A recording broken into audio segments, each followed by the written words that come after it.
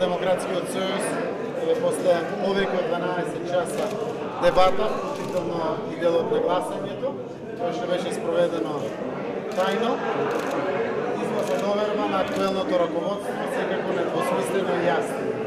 Тоа дополнително создава обврска да продолжиме на патот по кој што сме тргнати. Вистина се гордеам со оваа моја партија заради тоа што не сум видел ваква дебата, ваква богата дебата во нито една друга политичка партија. Излегуваме денеска помудри од тоа што бевме рано наутро пред да почне овој конгрес. Излегуваме сплотени, единствени во сите овие цели кои што се испорачени пред нас.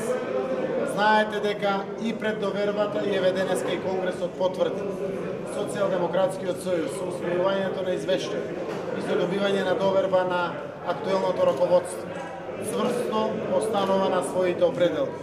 Непризнавање на изборниот процес, враќање на мандатите и секако постигање на конечните цели. Македонија да ја подготвиме да биде земја во која што ќе има можност за слободни и демократски избори и во која што ќе владее правото. Навистина денеска демократијата победи во Социјалдемократскиот сојуз и нема победници и поразени. Сите сме заедно и најверојатно ни требаат уште многу луѓе кои што ќе се приклучат на нашата верба дека ова наша Македонија може да биде нормална земја каде што граѓаните ќе имаат перспективни и надежни избори. Ова представува за сите нас од раководството дополнителна мотивација, но и дополнителна обврска да обстоиме цврсто на нашите определки. Секако нема да заборавиме никогаш дека Социјалдемократскиот сојуз постои заради Македонија. Нашата цел е нашата победа.